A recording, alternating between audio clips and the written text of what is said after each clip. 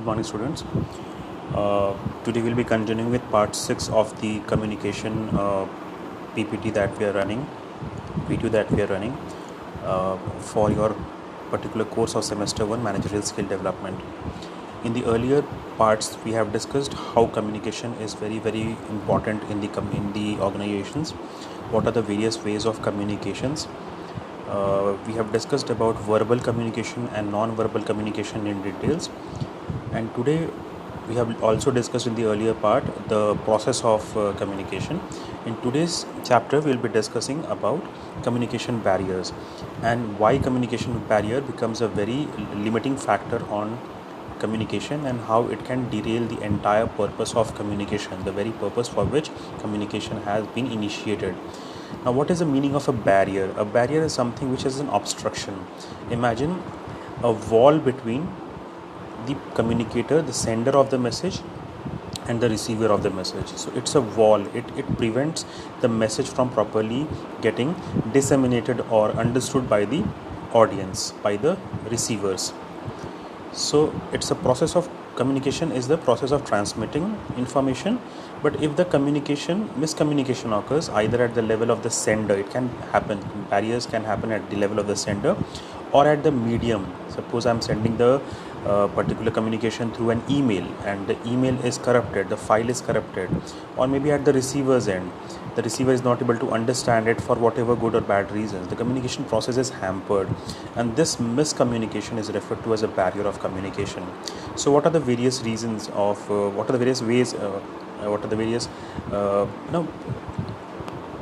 what are the various points of barriers which can happen?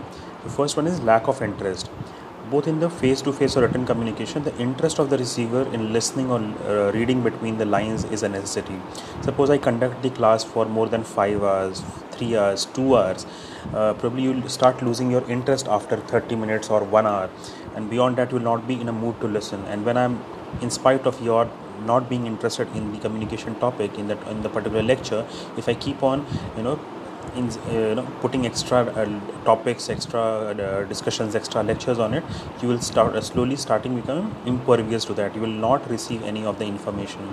If the receiver shows no lackluster attitude to grasp the meaning of the message, the intent of sending the message is delayed. Lack of knowledge.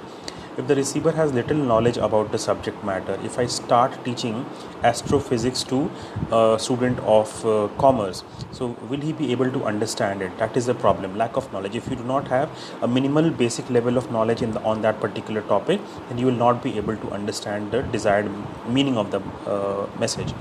Also, lack of expertise and knowledge and semantics in the part of the receiver is also a major barrier in understanding we'll discuss semantics in a later slide. Lack of communication skills. If the receiver does not have the requisite skill to communicate, she fails to actively participate in the communication process. If there are lack of communication skills can be on both the parts. If the receiver is not able to listen, if he is not a good listener, his mind keeps on wandering around the classroom or maybe the lecture, then he will not be able to understand. On the other hand, if the sender does not have a good communication skills, if he keeps on stuttering, if his voice is low, if he is not showing the confidence, if he is not showing if his pitch is not very high, so these are some of the reasons why communication cannot reach the other person. Skills like speaking, writing ability in prescribed language is a must for effective communication, that we already know. Conflicting message. Both in face-to-face or written communication, the interest of the receiver in listening and reading between the lines is a necessity. If the receiver shows no lackluster attitude to grasp the meaning of the message, the intent of sending the message is defeated. So if there is a conflicting message, supposing you are working in a company and you are supposed to come at the office at 9 and leave by 5. There are targets which come to you, and one fine day your boss sends a message that today you do not need to work, there is no particular target for the day.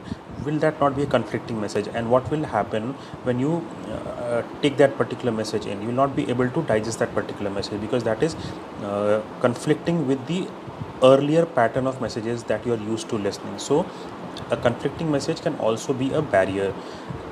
Then probably in case of a conflicting message, then you will go to the sender of the message again and try to rectify or get the corrected message from the sender, so that you develop a clarity on that particular message. Now, emotional distraction. If the receiver remains emotionally or mentally engrossed in a different thought, or found to be affected by emotional breakdown, worries, anger, etc., at the time of receiving the message, she may fail to receive the message as desired. Suppose if I'm discussing a very important topic from the point of view of the examination, but you have your mother being admitted into TMH or a particular hospital, then you will, in spite of you being physically there in the classroom in the lecture, you will not be able to register the messages that is being said. So that is emotional distraction for you. Information overload. If the receiver is already overloaded with information, she cannot receive the well intended message also. Just imagine the amount of messages that you receive on WhatsApp.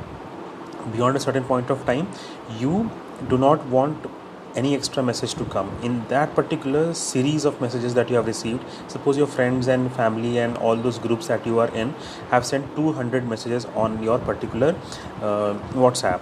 Now, if an important message from your boss or your father or your someone important in your life is sent to you on the same WhatsApp, that is a 201th message, probably you will not be able to read it. You will not read it. Why you will not read it? Because of information overload.